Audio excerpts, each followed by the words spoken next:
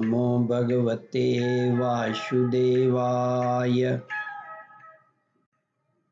श्रद्धालु भक्तों, श्रीमद् भागवत महापुराण के षष्ठ स्कंद के 8वां अध्याय के अंतर्गत नारायण कवच का उपदेश का वर्णन है।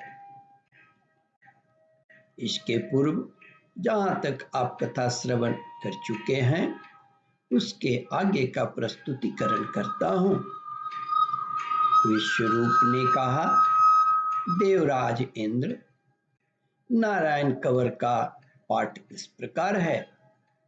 शंख श्रेष्ठ, आप भगवान श्री कृष्ण के फूंकने से भयंकर शब्द करके मेरे शत्रुओं का दिल दहला दीजिए एवं यातुधान, प्रमथ, प्रेत, मातृका, पिशाच तथा ब्रह्म राक्षस आदि भयावने प्राणियों को यहाँ से झटपट भगा दीजिए। भगवान की प्यारी तलवार आपकी धार बहुत तीक्ष्ण है। आप भगवान की प्रेरणा से मेरे शत्रुओं को छिन्न भिन्न कर दीजिए। भगवान की प्यारी ढाल आप में सैकड़ों चंद्राकार मंडल है। आप पाप दृष्टि पापात्मा शत्रुओं की आंखें बंद कर दीजिए और उन्हें सदा के लिए अंधा बना दीजिए। सूर्य आदि ग्रह, धूम्रकेतु, पुच्छल तारे आदि केतु, दुष्ट मनुष्य, सर्प आदि रेंगने वाले जंतु,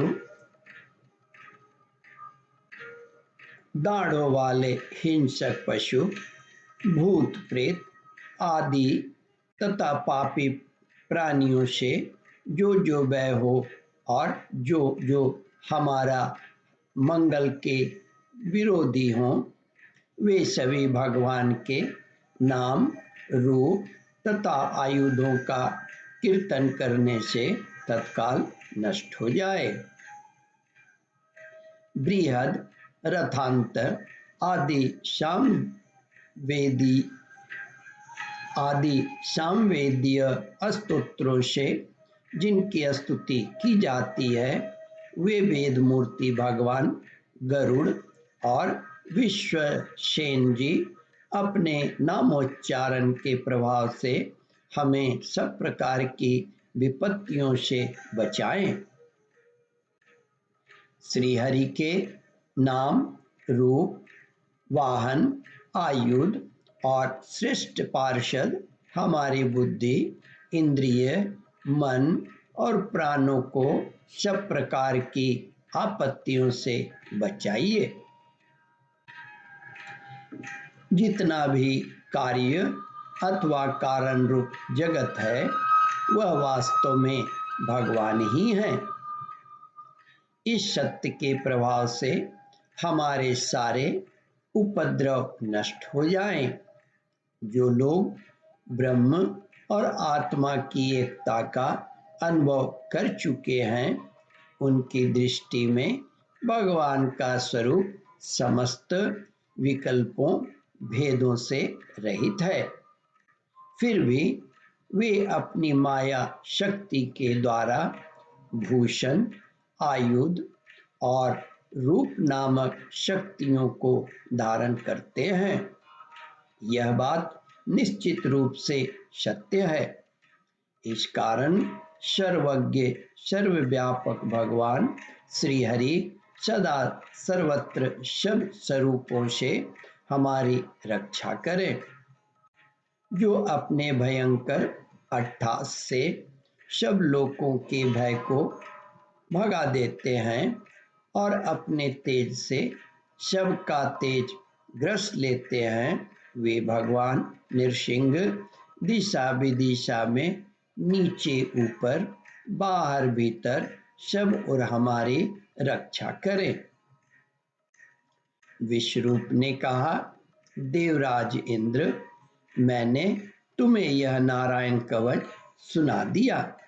इस कवच से तुम अपने को सुरक्षित कर लो, बस फिर तुम अनायास ही सब दैत्य युद्धपतियों को जीत लोगे। इस नारायण कवच को धारण करने वाला पुरुष जिसको भी अपने नेत्रों से देख लेता अथवा पैर से छू देता है, वह तत्काल समस्त भयों से मुक्त हो जाता है। जो इस वैष्णवी विद्या को धारण कर लेता है, उसे राजा, डाकू, प्रेत, पिशाच और बाघ आदि हिंसक जीवों से कभी किसी प्रकार का भय नहीं होता। विश्वरूप ने कहा, देवराज, प्राचीन काल की बात है, एक कौशिक गोत्री ब्राह्मण ने इस विद्या को धारण करके योग धारणा से अपना शरीर मरुभूमि में त्याग दिया। जहाँ उस ब्राह्मण का शरीर पड़ा था, उसके ऊपर से एक दिन गंधर्वराज चित्ररथ अपनी स्त्री के साथ विमान पर बैठकर निकले। वहां आते ही वे नीचे की ओर सिर किए विमान सहित आकाश से पृथ्वी पर गिर पड़े। इस घटना से उनके आश्चर्य की सीमा न रही। जब उन्हें वालखिल्य मुनियों ने बतलाया कि यह नारायण कवच धारण करने के प्रभाव से हुआ है, तब उन्होंने उस ब्राह्मण देवता की हड्डियों को ले जाकर पूर्व वाहिनी सरस्वती नदी में प्रवाहित कर दिया और फिर स्नान करके वे अपने लोक को चले गए। श्री सुखदेव जी कहते हैं, परीक्षित, जो पुरुष इस नारायण कवच को समय पर सुनता है और जो आदर पूर्वक इसे धारण करता है, उसके सामने सभी प्राणी झुक जाते हैं और वह सब प्रकार के भयों से मुक्त हो जाता है। परीक्षित, सत्क्रतु इंद्र ने आचार्य विश्वरूप जी से यह वैष्णवी विद्या प्राप्त करके रणभूमि में असुरों को जीत लिया और वे त्रैलोक्य लक्ष्मी का उपभोग करने लगे। ओम परमात्मने नमः।